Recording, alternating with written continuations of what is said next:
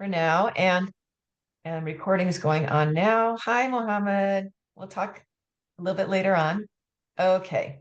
Alrighty. So, and if we can go into interview mode, that would be great. And oops, there we go. Okay. So just Casey and I should be on the screen now, moving forward. And we'll get there. Okay. Anyways, good morning, good afternoon, good evening, wherever you are in the world. Thank you for joining us for today's Global Chamber Export Import Forum. Today we'll be having a conversation about exporting services and expertise when you can't export the actual product, such as cannabis. I am the moderator for today's and all of the export import forums. My name is Anita Rodal, president of SBPI Services. SBPI Services helps importers, global companies, and real estate investors reduce the cost and the risk of rate fluctuations on their cross-border payments. In the US, we also broker business and equipment loans and offer pronunciation coaching for business professionals wanting to speak a more accent-neutral American English.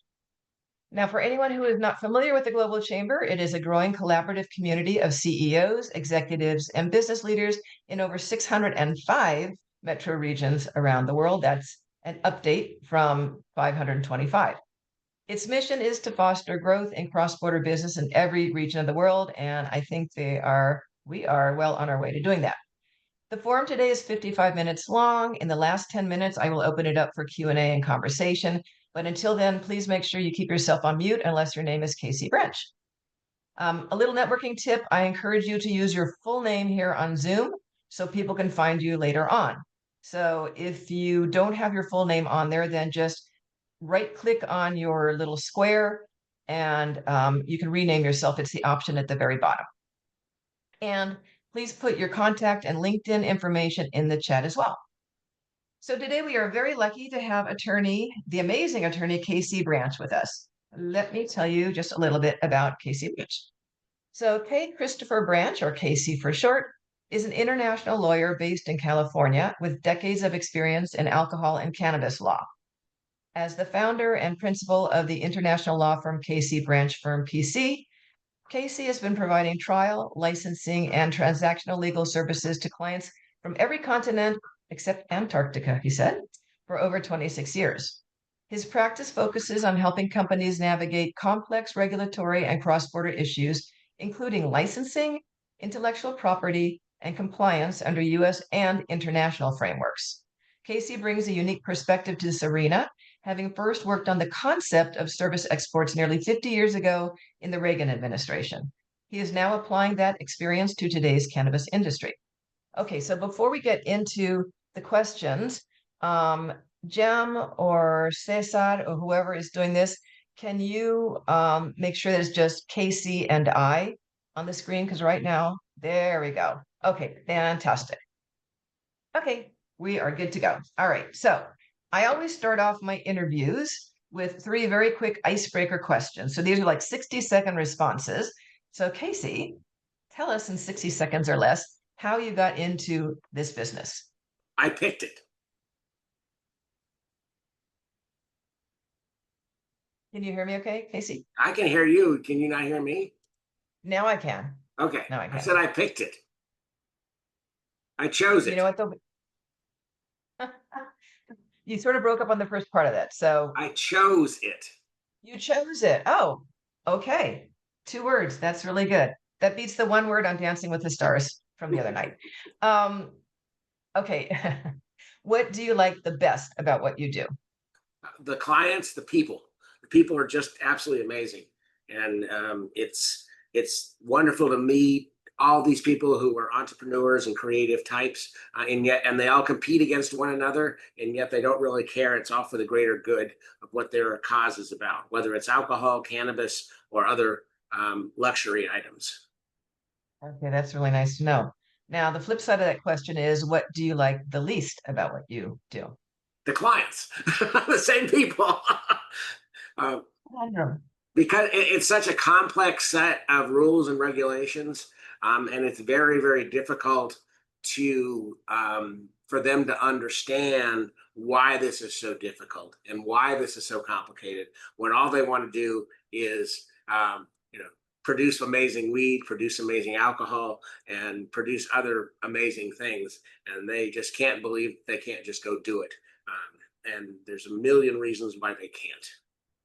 I think that describes every adolescent I've ever met. Like, Yeah. just want to do it. I think I represent a lot of adolescents who are well over that age, but they're still adolescents at heart. I guess, yeah. We can get older, but we don't have to necessarily mature. I Yay. didn't. Okay. So let's get into the actual questions here because we've got so much stuff to cover. So first off, why is it that cannabis products cannot be legally exported or imported, not just internationally, but across state borders in the United States? Well, basically, it's what we call a Schedule One drug, so therefore it's totally illegal, and so therefore anything that the federal government has to do, it won't do. And part of that federal government responsibility under the Constitution is interstate commerce, and so you cannot have any interstate commerce in illegal substances, which includes marijuana. Yes, it's legal under state law, but since it's not legal under federal law, you can't have interstate commerce. So what we have are closed loop systems. So all the marijuana grown in California has to be grown in California, produced in California, and sold in California. And same with all the marijuana in Rhode Island. And so what you end up with is a quality problem because it's a lot easier to grow wonderful agriculture is in California versus say Rhode Island or other closed states. So there's a demand for it, and of course there may be a secret market that goes on in the export business, but that's not what we're talking about today. Okay, wow, that's really interesting. So instead of products, it's services such as consulting, licensing, intellectual property, technology, and operational expertise that are being exported. How does that differ from exporting the actual goods? Well, we can't export the goods either across state lines or much less across federal lines. And the mere fact that it may be legal in California and legal in Costa Rica doesn't mean we can set up a Costa Rica California trade. And we can't even set up a California to Washington trade or California to Oregon trade, even though it's legal in both places because of the interstate commerce rule. And so the federal governments of the nations around the world similarly prohibit the import and export of the products themselves. And so many of these companies who made some money in doing it have now decided to export their services. And in doing so, like I guess it would vary from whatever their fields of expertise are. So if somebody's got special technology for processing a certain way, they might license that IP versus somebody who, you know, has another, works on another aspect of Correct. it. So for example, legal services. So you can't, you can export your legal services and provide them, somebody in a foreign country, your analysis on how these matters are handled in California, whether it be a relationship between a grower and a manufacturer, a grower and a tester, and things like that, or accounting services. People in California have developed a particular way to do accounting, and maybe that's helpful to a Costa Rican company. So you're lending expertise across lines. And then on the whole other end of the spectrum, you've got these scientists who've come up with these hybrid marijuana plants that we have thousands of varieties in the States of. And that recipe basically can then be exported to another country, and then it can be replicated there under a license agreement. Oh, okay. Okay, that makes perfect sense. So why is cannabis such a clear case study for service exports? Well, because we think of it as a product, and product is your normal put it on a container ship and send it across the world. And but for tariffs and other things that get in the way, that's not an impossible task. And so on the other hand, you have lawyers who provided services across the world, IP licenses across the world, and all that. But in terms of actual a product that can't be done, this is the workaround to do it in services rather than the product. And so it's unique in that you can't get the product there. And so the only way to basically make money off what you've done in a particular location is to export your expertise. Okay. Are there any other products you can think of that would fall under the same category as cannabis? Well, alcohol to some level, but it's legal to import and export alcohol.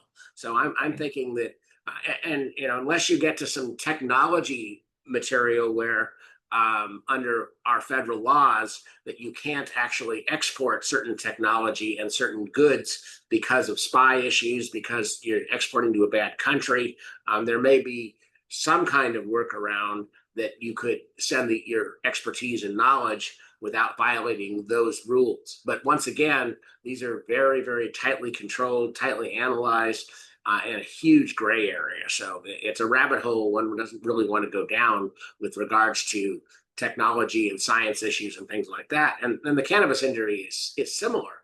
I mean, we have the Vienna Convention of 1988, which basically said it's illegal to be involved in the drug trade. And you go, well, all we're doing is giving our recipe for hybrid. Well, it's much broader than that. It's, are you interactive with it? Are you supporting it? Are you aiding and abetting it? And so that's when you have to look at local state laws, local laws in other countries to decide whether or not, simply because you're licensing it, are you running afoul of the 88 Vienna Convention, or their laws of that particular country that you're doing. And simply by picking up the phone and calling somebody and giving them advice over the phone, are you at that level? Okay, interesting. And we'll come back to that because I have a question for you about the 1988 Vienna Convention.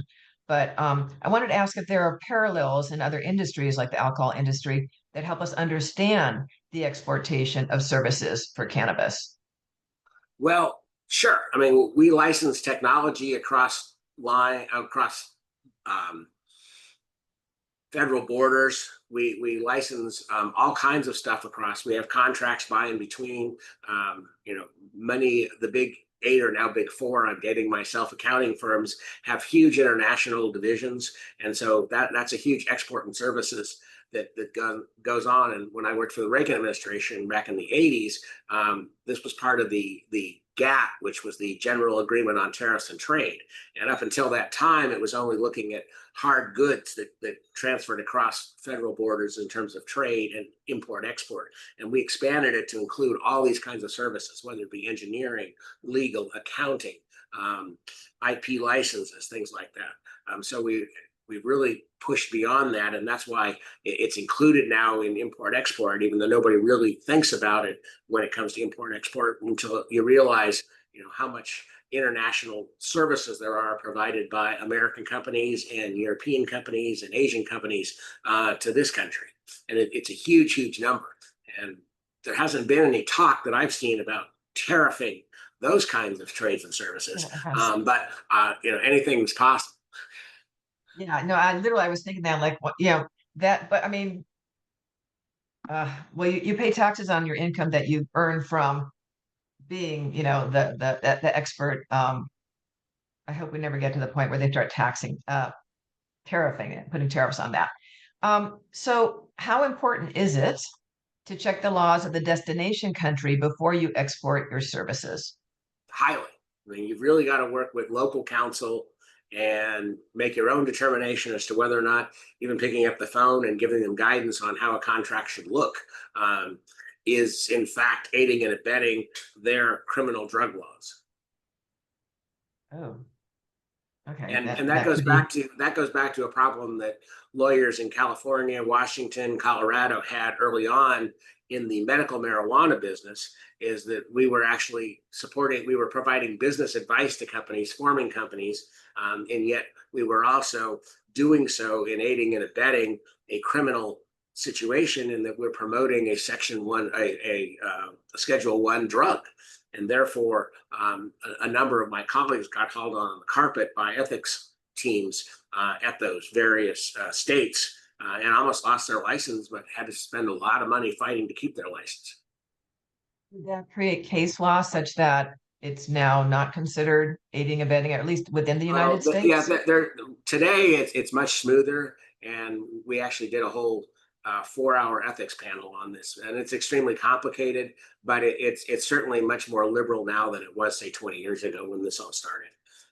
Okay, and I may have a question about this later on, but while it's top of mind, is cannabis still a Schedule 1 Yes, drug in the US?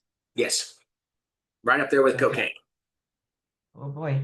Alrighty. Okay, so now let's get back to the 1988 Vienna Convention, also known as the United Nations Convention Against Illicit Traffic in Narcotic Drugs and Psychotropic Substances. To what extent does the Vienna Convention shape the international framework for cannabis trade? Well, because there's a phrase, and let me look it up so I get it right.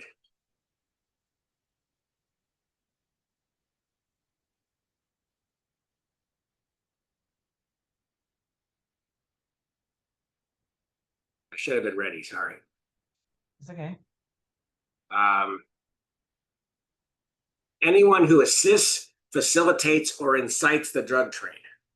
So let's look at the word assist. So by as a lawyer calling up and telling somebody how they should write their contract, are you assisting? Sure. You're assisting them in their trade. You're collaborating with a client in a foreign country, assisting in this trade. So then you go, are you facilitating? Are you making it happen? No, I don't think you're facilitating. So a facilitator would be perhaps the guy who goes over and teaches them the recipe for making the hybrid plants. So now he's facilitating it because there's an active involvement in the facilitation. Is he inciting it? Well, an insider might be, I'm showing you how to market this cannabis. I'm showing you what worked in California, and I'm showing you how to sell it to your people in your country. And now you're inciting or marketing. So unless there is something in the federal books in those countries that specifically says that marijuana is not part of the UN Convention Against illicit narcotic drugs, or some other exception, this is the guiding light. And therefore, it would seem like absent some kind of local permission, even if it's legal in those states, that doesn't necessarily mean that it's not drug trafficking. Oh, wow. Could someone technically be arrested for traveling to another country because they know they're going to give them advice on? Yes, technically they could. I haven't God. seen it happen, but it's technically possible. Okay. When we lawyers work on the 90-year-old man who not only is going to have children, but he's going to have grandchildren before he dies. So we look at all possibilities. Okay. With regard to the definition of assisting and inciting, I think that that's debatable, like a lot of things in the law. Yes, but remember that this is our English interpretation of these words. And you take these words in another language and another system, and they can mean entirely different things. That's the problem with writing international contracts is it's not only the words never translate directly, number one, and number two, the legal concepts are different. And so every time you write an international contract, you've got to be really concerned about how the other side's understanding it, both from a translation standpoint and from a legal concept standpoint. And I agree with that. But even in English, for example, to incite, these people come to you for advice. Therefore, how can you possibly be inciting? You're inciting their customers. They've already decided they're going to do it. You're inciting their customers. You can't possibly do that. They're the ones that are doing that. You're aiding and abetting inciting. Okay. We can engage in a huge word war here, kids. Yeah, exactly. Okay. So what compliance risks do U.S. companies face when providing cannabis-related expertise abroad? Like everything. I mean, give us the bad news. Well, the bad news is you just do it.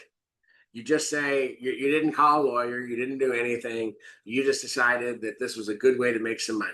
You said, I have a famous brand in the United States, and I think, we have enough expats in Uruguay or Costa Rica or Europe that are going to recognize our brand name, and they're going to buy your product just because it has our brand name on it. And we're just going to go do it. And then they get in trouble because those countries might not have a Vienna Convention exception. They get in trouble because they didn't follow the local rules. And then they may end up with a problem with the U.S. because maybe those are countries that are under watch, and we weren't clear that way, so they get in trouble at home as well. And then you start getting into joint ventures with these foreign entities, and that creates more and more issues in terms of foreign industry involvement in the U.S. and back and forth. So the compliance needs are huge, the complications are huge, and to do this without the appropriate counsel and the appropriate guidance from all levels is really stupid. Yeah, no, I'm getting that. And Wow. and as Okay. we know, foreign countries put people in jail for not good reasons. Yeah.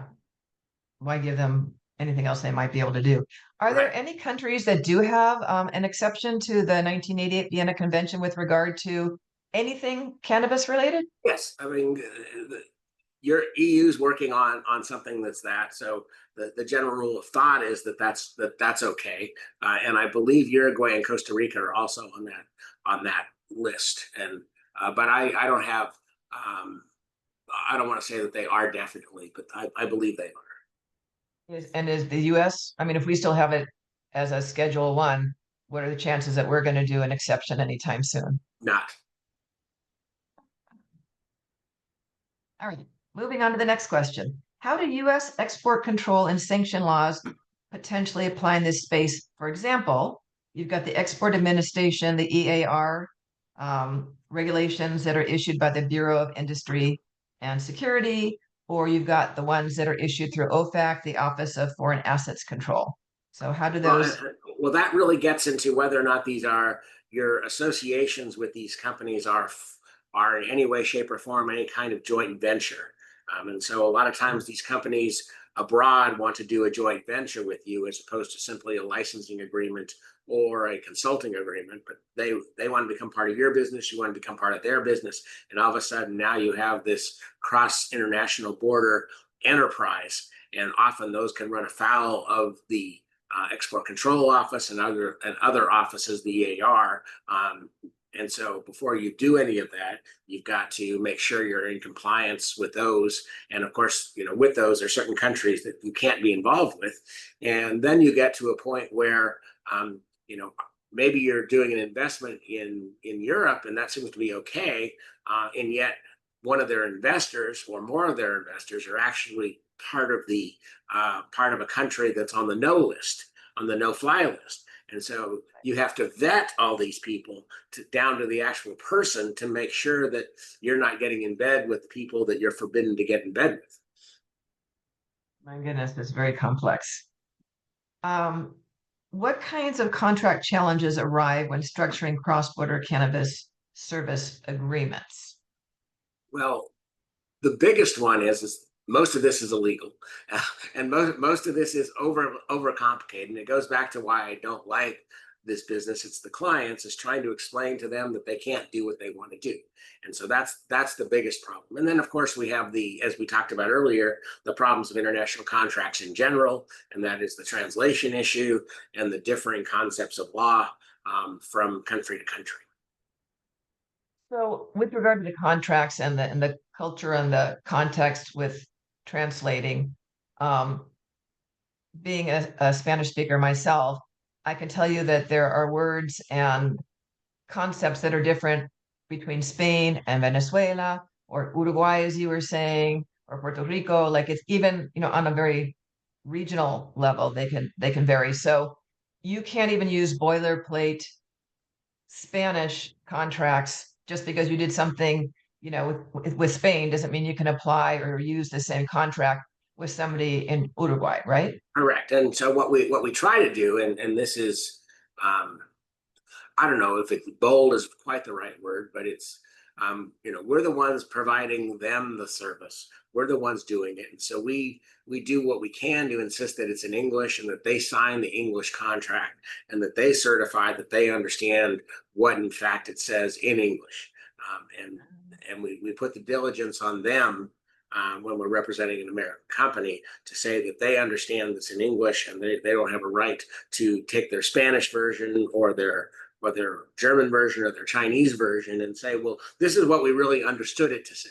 And so we actually have contractual clauses that cover that. So they've actually signed and agreed to the English version, and it's up to them to get a translation. It's up to them to hire US lawyers to explain to them what in fact they're signing.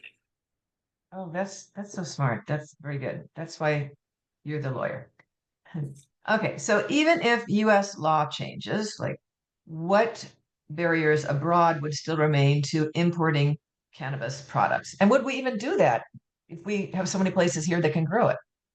Well, sure. I mean, I think that it's a matter of if it's a product that people want. I mean, actually, California, Washington, Oregon, cannabis is probably the best, is probably among the best in the world. Although some of the wine regions of France might beg to differ and say they could grow better marijuana, but they don't. So because they don't grow marijuana. So clearly, we have some of the best marijuana in the world right here in the West Coast. So I think that there is a demand for it. And of course, we talked about the secret market, whether we know there's a huge demand for it. And so I think that once the California, just like California wine, Washington wine, Oregon wine has become world famous, I mean, the same thing should happen to cannabis. But it's a matter of letting it get loose. And I don't know. I think it's going to take something akin to what we had with GATT when they actually formed it, to have some kind of worldwide marijuana acceptance on a government level. And I think that is generations away. Generations. I don't see it happening in my lifetime. I don't see it happening in kids' lifetime. But I think eventually we're going to have some understanding that a worldwide trade in marijuana is acceptable, just like a worldwide trade in alcohol or petroleum or any of those things. And sure, there's lots of controls and regulations, but in the end, we can put it on boats, we can put it on airplanes and move it from country to country. Well, was there a time where it was legal? I mean, Coca-Cola originally had cocaine in it, so Yeah, I clearly mean, we've gone different directions. it was a know nothing in the 1800s. I mean, it was used and it was a know nothing, and then somewhere in the right around, I don't know, was it the time of Prohibition? It started to become an illegal drug, and then Nixon's war on drugs made it super illegal, and now here we are, 50 years after that, and it's becoming legal again, but it's just super slow. Is there a chance that they might differentiate between cannabis grown for THC content versus hemp Oh products God, that no, are make that great that clothing and textiles and other that's things? a whole different, that's a whole nother road and a whole different conversation. But basically what happened is they passed the farm bill, which allowed the growth of hemp, and then the scientists developed a way to get THC out of hemp. So therefore you can engage in THC sales as long as it's made from hemp. But if it's made from actual marijuana, then you can't. And so then how do you differentiate? How do the law, the prosecutors who are going after illegal drug people differentiate between hemp and marijuana when they're really kind of the same plant? And that we get into some high level botany there and that kind of thing, but that's a whole other area. And so what's happened is in places like Texas, you can actually buy liquid THC in bottles that have 3% or 6% per ounce, but you drink the whole bottle, you've had an incredible volume of THC, much more so than you could ever get in California. And so it's very strange how it's all kind of flipped around. If you only have a shot, then it's a small volume. But if you have 10 shots, all of a sudden you've had an incredible volume of THC in you. Wow. I And can't I've had imagine. that liquid, and It would be a very, even one shot does amazing things to you. eh, it'd be a very weird night. Yeah, Um, it was, the next morning you're in a haze and you're going, oh you my know, God. Like one of those, like, ah. yeah. All right. Can you share an example from your own practice how cannabis related expertise is provided internationally? Like, give us one of your own case Well, studies. sure. So, there's this one client I have in California, and as you may or may not know, the California marijuana business is tough these days. Very, very tough. There's a lot of competition. One, two, there's a lot of regulations. Three, there's a lot of taxes. So there's not a lot of margin for profit. And so, they've invested a lot of money in all of their manufacturing, and yet they really don't have anything to show for it to themselves or to their shareholders. So they decided, well, let's look at some up and coming markets of where marijuana is now becoming legal on a medical basis or other basis, and let's see if we can sell our product without selling our product. And that's where we get in the trade and services. And so they actually ended up doing an agreement with a company in the EU that got them an ability to make some royalties off their IP, got them to make some money off their consulting services, exported some recipes and things like that. Okay, wow. And that's, of course, all subject to possible changes at any time and regulations Well, and anywhere that's the whole between the two. problem with this business is that what works today may not work tomorrow. And things Okay. change and things are fluid, and different people, especially, in the US, it's pretty consistent in terms of once the policy gets changed, it's pretty much continues to go in that direction. But in other countries, and I'm sure there are people in our audience who have more experience with this, but things like this change on the whim of the current leadership, and you never know when that current leadership is going to change. And so you really don't have that level of certainty that maybe you have in the US. Even if we hate what it is, at least we have some knowledge of what's certain. And in dealing with other countries, especially non-EU countries, is we don't. It's okay today, but it may not be okay tomorrow, and you may be in the middle of a big deal, and all of a sudden the leadership of that country changed, and now what you're doing is illegal and is now subject you to prison. Oh, yeah, that might not be good.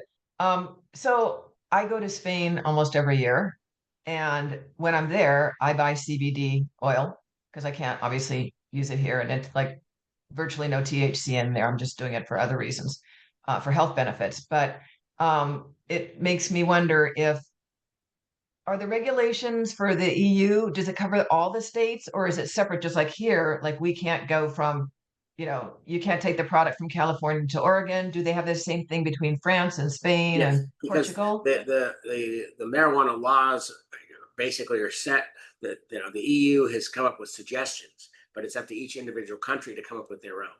And so clearly, because they are different countries, the rules are different.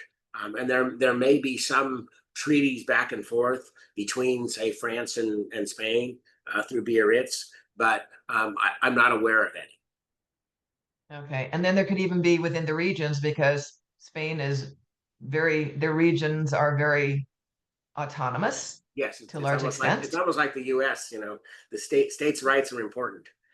Yeah, exactly right. So I'm just wondering, next time I'm there, I'll have to do some research and see, And how granular it gets.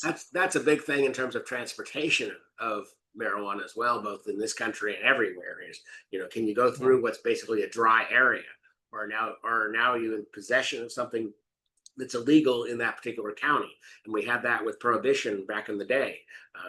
Right. And is it Yeah. and was tax due if you drove from California to Minnesota? Did you owe tax on all that alcohol that you drove through in every state? And then we had it more recently where certain states tried to impose taxes on airlines for the booze that they sold while they were above the airspace. Oh my gosh. Oh my gosh. That's crazy. That is crazy. I'm thinking in Spain it must be fairly uniform only because now that I'm thinking about it, I go to the Canary Islands, so everything gets shipped in there. I don't Yes. think they produce great wine there, just so you know, but I Yes. don't think they produce any cannabis. So I'm getting CBD oil at the botanic shop down the street. But it's coming from Madrid or Barcelona if it Right. arrived by From ship. the So agricultural areas, right? yeah, okay. What advice would you give US companies or advisors considering international cannabis related service work? Well, the first answer is don't do it. That's pretty good. All right. uh-huh. The second A answer is headache waiting to happen? if you really do, make sure you have a huge war chest of money to pay local lawyers, U.S. lawyers, what they need to do, and then make sure that all of those counsel are looking at all of the different agreements that are in place for that particular region, make sure they're looking at all the local laws, and then see how they all interact. And then, of course, you have all these other sort of human trafficking and tariff rules and everything else that may come into play. And so you've really got to be super careful about doing your entire due diligence. And then finally, speaking of due diligence, make sure that the people you're actually working with are upstart, have, do all the right things and pay you in advance, because collection can be horrific across international borders, especially across continents. And the more you get paid up front, the better. And certainly, international arbitration agreements and things like that need to go in those contracts. But that sort of takes you from a very general "don't do it" to, if you want to do it, here's what you need to do. And by the way, don't forget arbitration. Oh my God. So in your realm, at the level you're at, how do you find competent, and meaning people that have knowledge in that field, attorneys in the countries that you work with or want to, or you have a client that wants to work with and haven't done so yet? I work really hard to find those people that I can begin to trust, and I have networks in many countries that have gotten me to those kinds of people. But I'm constantly surveying, constantly looking, constantly chatting with people to find those people with that level of expertise to bring onto the team, especially in countries where I don't have any direct experience yet. But that's really part of what we do, is to do that due diligence and do that. And I really try not to, it's a more of a general thing. So I try not to charge my clients for very much time in doing that level of research, because that's the kind of network they pay for. Yeah, that makes sense. And so looking ahead, do you expect to see true international cannabis product trade emerge? I know you said that you don't think the UN treaty will change, in the next 60 years, but do you think the services will remain the dominant form of cross-border activity, or will it eventually shift to the actual physical product? I don't think it's going to shift to the actual physical product in my lifetime. I think this model of the services will continue, and probably get bigger as it goes along, because there's more and more push for, it's a small world, and let's not reinvent the wheel, and let's pay for the level of expertise that exists somewhere else. So I really think that more and more companies will come to realize that, and realize that that's the place that they can make money, and they can get their product to the consumers who are making the demand for it. It's interesting to talk about consumer demand, and we've certainly had a downturn in alcohol demand lately. And so, cannabis is certainly part of the reason, in my mind, why we've had that downturn in demand. But how do you create a demand for this product, and differentiate yourself from all the other products on the market? And since we can't do international advertising campaigns, et cetera, it's still very, very difficult to get these products to market and to the consumer easily and directly. Okay, that makes sense. So how We might see ads. We see changes, ads by the pharmaceutical companies every day for this new drug for an ailment you've never heard of. But you can't do that in the cannabis world. right, no, that makes total sense. At least not yet, maybe 100 years from now. How might changes under a future administration, such as a change in such as federal rescheduling, alter the landscape for export and service provision? Well, so So on a one of the US big basis. talks, one of these big talks these days is to move it from Schedule 1 to Schedule 3, and therefore, once it comes off Schedule 1 and becomes a Schedule 3 drug, then it's legal to manufacture it at a federal level. And therefore, what that means is the big companies who make drugs now can get involved in manufacturing these items based on or derived from THC. And so once those big drug companies get involved, who knows what kinds of changes might get made, both to interstate commerce as well as international commerce. Okay, that's kind of scary. But of course, Um, those companies will take the market share to the right. exclusion of the small and medium-sized makers of cannabis today. I mean, Well, might they not buy them?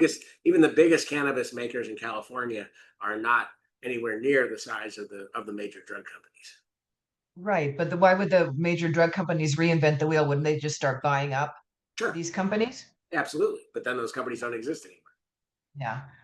And last question before I open it up, because when you're talking about the French saying that they grow great weed, They it don't made grow. me They think they could about, grow great weed. That's a potential. oh, they could. Oh, It's okay. because they have great So what, soil in Bordeaux and Burgundy. So therefore, they should be right? able to grow great weed, right? In theory. So Yes. what about here in California? Like, are there vineyards? Is there any trend to, like, Yes. I don't know, I don't think they rotate vineyards No, because, you have vineyards that are hundreds of years old. the San Ynez Valley is well known for the fact they have many vineyards that were taken out and replaced with cannabis plants. And then, so when you drive through certain parts of the San Ynez Valley, which is north of Santa Barbara, central part of Yeah. California, you can actually smell the cannabis very strongly. And so, one of the issues that has come up is whether or not the oils from the cannabis come off and get on the grapes, and therefore you end up with cannabis wine, which is totally illegal because you can't mix cannabis and alcohol. But if you have the terps, I think it's called, from the oil of the cannabis, that could in fact and may land on the grapes themselves. Oh, wow. Okay. So that answers what was at the heart of my question is can they do both at the same time? Like I know that in some tea growing places, in Sri Lanka, for Right. example, they can grow spices underneath the tea and Yes, and so plants. they can And grow, they can co-grow them if they wanted to. That's not other than this problem. And okay. they can't combine, alcohol cannot be combined with any product containing any form of marijuana, CBD, THC, hemp, or anything else at a federal Okay. level. So the federal government rules on what goes into every American alcohol. Okay. But that's why we have zero alcohol cannabis wine, because they've taken the alcohol out. So therefore, the federal government doesn't care anymore. Under state law, under California state law, it's also forbidden. However, in other states, it's becoming allowed. And I know a few years ago, Minnesota passed a law that they can make a THC infused cocktail at the bar. So it takes it out of the manufacturing level, which is federal, and becomes a retail level at that. And I understand in Texas now they're using that THC cocktail that I told you about with the liquid and making cocktails out of that, mixing it with alcohol. Wow. But from a Wow. federal level, you can't produce a bottle or any kind of alcoholic product for resale that has both substances in it. Wow. That's okay. Interesting. Okay, so we have about 7, 8 minutes left. I want to open it up for questions. So if you have a question, feel free to turn your cameras back on for those of you that, um, or we'll just put it back in gallery view now. Um, and if you have a question, hit Alt Y, or if you have a little icon on your screen, because everybody's versions of Zoom are different, but feel free to ask any questions that you might have. Does anybody have any questions? Because if not, I have another question for Casey. Okay, I'm going to ask my question. What's the funnest place you've ever had to travel in your cannabis um, related business? Hmm.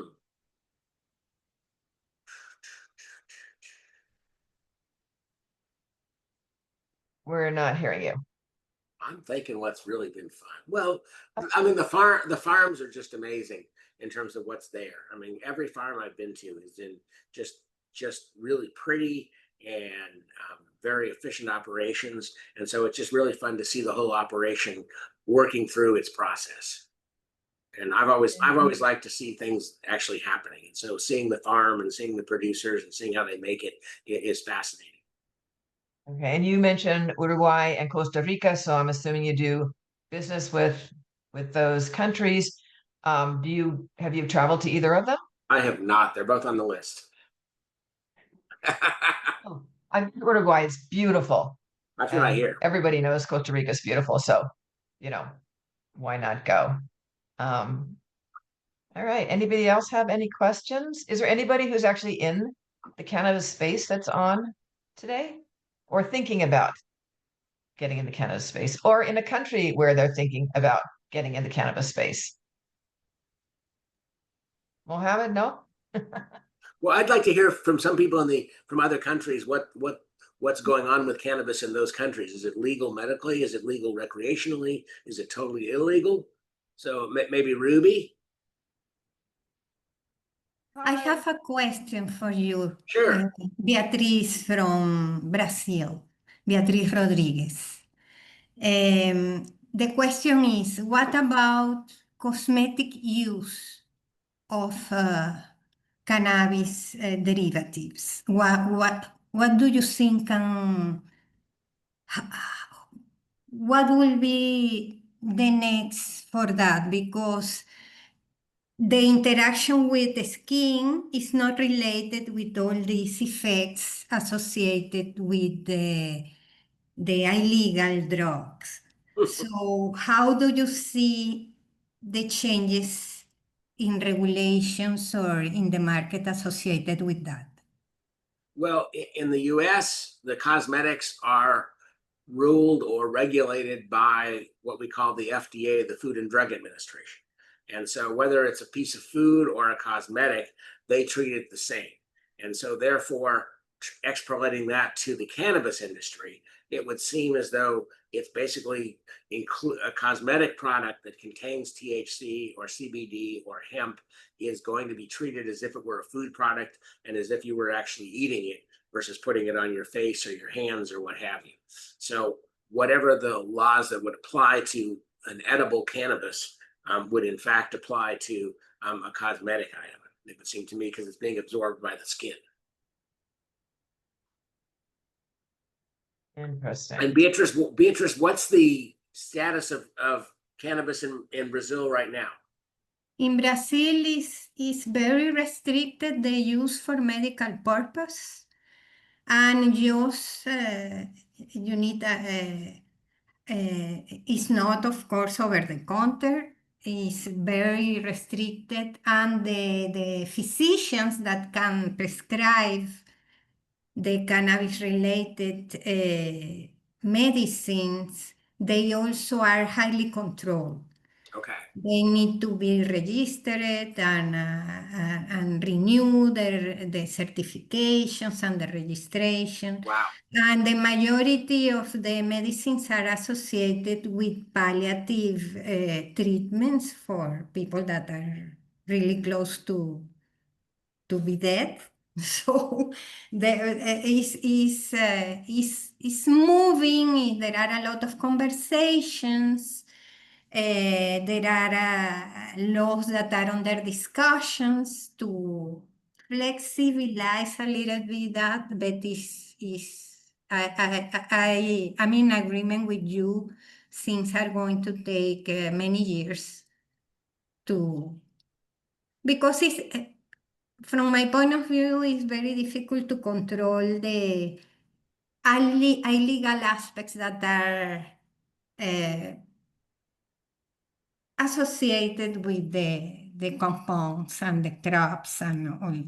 It's very difficult. So that's what the governments are trying to avoid, I guess. That's interesting. Yeah. So in California, when we first had medical marijuana, we had just the opposite, and it was almost a joke. So you'd go see Dr. Smith in room A, and Dr. Smith would ask you if you had a problem, if you were sneezing, and he'd say yes, and Dr. A would write a prescription.